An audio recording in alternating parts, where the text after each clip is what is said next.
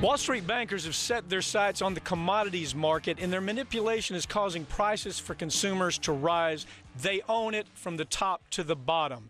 It should involve your concern about whether or not you should even be in the stock market sometimes. I've got Peter Mougier to talk about that. Peter, the new moneymaker for the banks, new moneymaker, the American public's not aware of it.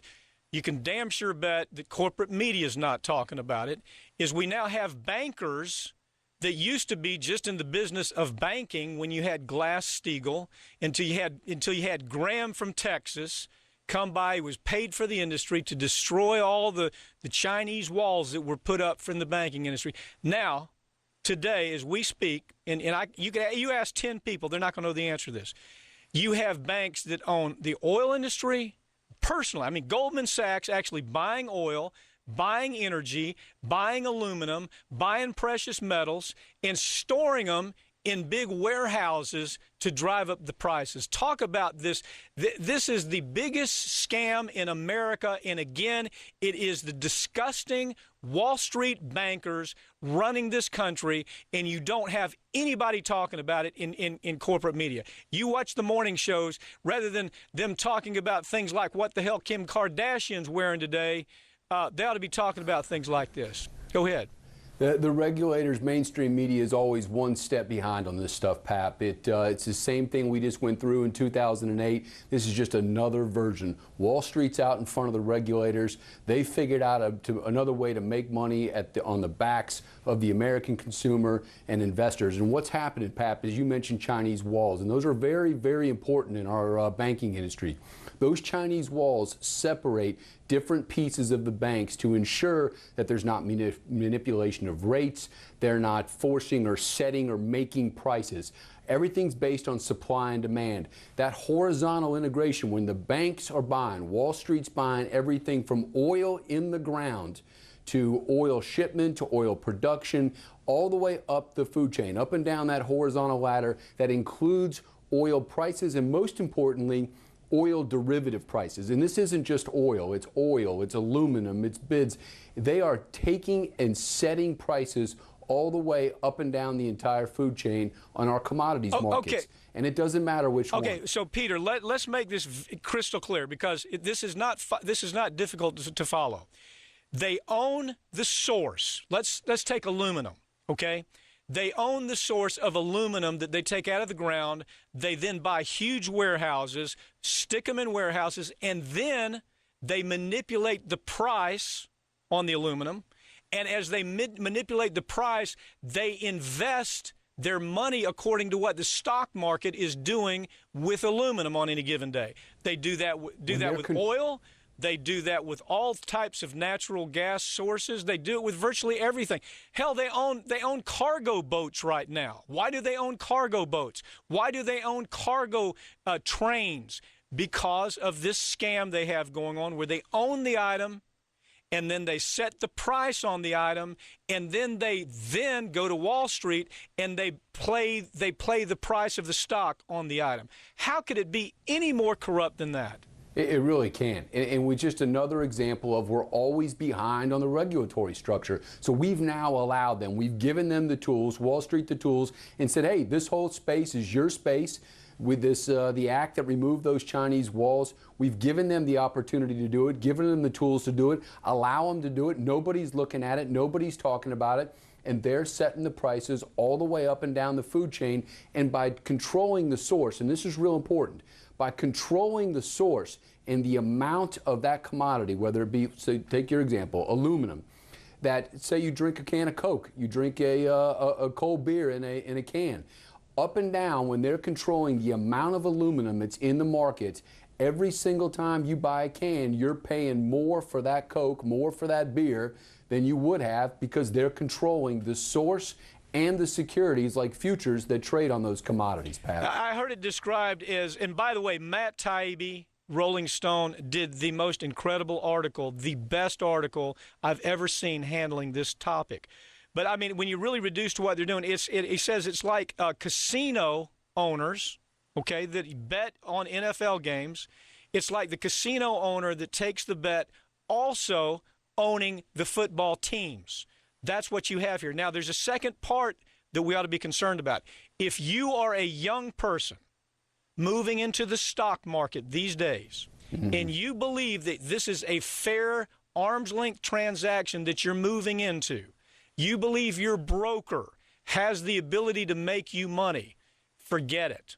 Because the broker has no idea day to day how these manipulations take place. It's already fixed. The reason the banking industry is making more money than they have ever made in the history of the planet is because they're playing these new scam games, and you have a Department of Justice that's letting them do it. Well, and what's even more disgusting is you're 5 years out from the bailout. These are the same banks that were on the verge of destruction 5 years ago that we took our money as corporate taxpayers, bailed those banks out, paid for their last mistake, which involved removing Chinese walls from the real estate markets and created the last mess we went through. You're talking almost the exact same type of removing the Chinese walls, letting these firms operate up and down the street, all up and down the organizational structure, like you said, in the ground, shipping, warehousing, securities, and the futures, the commodities market. And without question, Pap, this is it's the next bust. Okay, Peter, you talk about the last bust, where, as you point out, we had to save incompetent. They weren't just crooked; they were incompetent. Lehman Brothers, incompetent. Goldman Sachs, incompetent. J.P. Morgan, incompetent. And the only reason they're standing today is because we reached in our pocket, we opened our wallet, and we took out our money to pay for their incompetence and their greed. Now, since then, this story is missed completely. Since then, let's just talk about the other scandals that were so underreported in the media that most people don't even know what in the hell they're about. LIBOR. Now, there you had LIBOR. You had multi-trillion-dollar LIBOR international debt scandal, where we found out that the banks were secretly controlling LIBOR. Briefly tell us what LIBOR is, and I'll move to the next scandal. LIBOR is a London interchange bank rate. It's set on mortgages, but most importantly, it's used to create what they call like swaps. And the swaps are used on bonds. Essentially, municipalities use them. A lot of cities use them in bond issuances. Okay, but LIBOR sets the rates. But the important thing is they were scamming the setting of the rate. Nobody knew about it. Corporate media didn't have a clue. Regulators say they didn't know about it. I believe they did know about it, if you want to know the truth. So that's one scandal that happened even after the burn down. The second, people don't even know this scandal. It's where they were actually setting the currency rates around the world and then secretly betting according to how they would set the currency rate. So you might have thought, well, I'm going to go and buy euros, and it's going to be a free market. I'm going to be okay. It's just I'm going to respond to market indicators. There are no market indicators for crime. And you had Wall Street, the same thugs that we're talking about right now, that what did they do with the currency rate? They hustled that. They scammed that. Nobody knew about it. Regulators say they didn't know about it. Again, I believe they did. Corporate media didn't talk about it. People lost trillions of dollars all over the planet. A lot of those rates, whether it be the currency rates or LIBORs, were being set based on what they call if the banks are long or short. So if they're long, meaning they expect the rates to go up, they're setting them and vice versa. But they're setting rates dictated by what the bank's position is, not necessarily supply and demand. Where can they capture the spread? Pap, what you see here, the pattern you see is, and I've heard you say this before, there's nothing different than a common street thug that robs a store, and what these banks are doing wearing Armani suits is absolutely nothing different. They are taking money out of Main Street's pockets through these bank rigging scandals, one after another. Let me move now. Again, we start off talking about commodities, right? Right. Bankers moving into buying aluminum, oil, buying freight cars, buying tankers, so they can control the price, and they know when they're going to release aluminum, so they know what's going to happen with the price, and they bid against that. They know when they're going to release oil, so they do that. Whatever it is, they control it from the bottom up. Now, let me move on. How about these boneheads who believe that, hey, what I'm going to do is I'm going to protect myself with silver and gold. Same thing. They buy these commodities, they store them away, they wait till everything's right in, 24 hours before they say, we're going to release this amount of gold, we're going to release these diamonds, we're going to release this silver.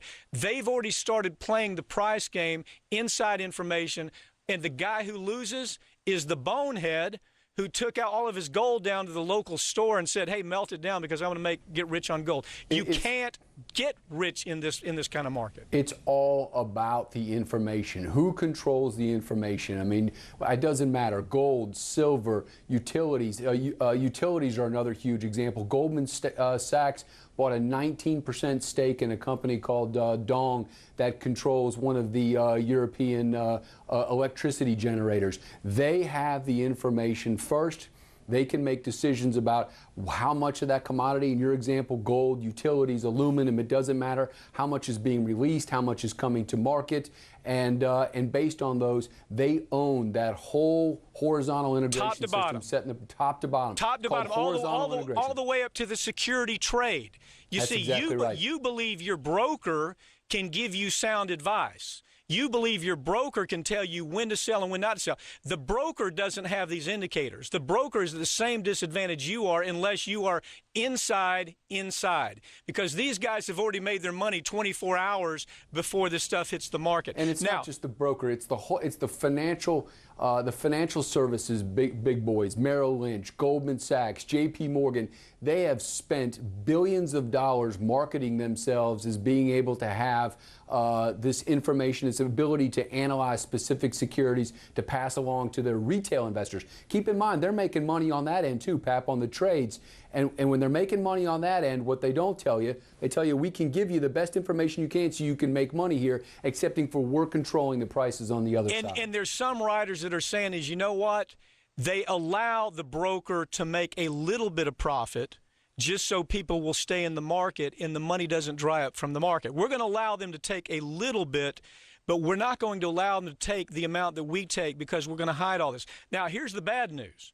You Democrats out there who believe, oh, my God, the Democrats are going to protect us. This originated with Bill Clinton.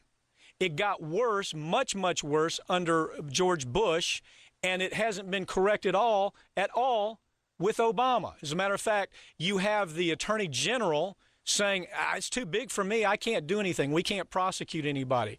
So the point is this. Right now, as we sit, if you're a young person believing you're going to really make a lot of money in the stock market, you need to know right now it is so loaded against you that you have very little chance of that. Now, let me close with this, Peter. We're partners. I want to disclose that. But you're regarded as one of the best securities lawyers in this country. Did I get that wrong? No, we're out there in front of all this stuff, Pap. We're pushing this. We're holding people accountable for exactly the type of stuff you're talking about. Antitrust, failure to disclose, conflicts of interest. We're out there in front all across North America. But it's still almost impossible. Look, Peter, thank you for joining me, okay? Thank you for being out there and fighting this fight. Thank you.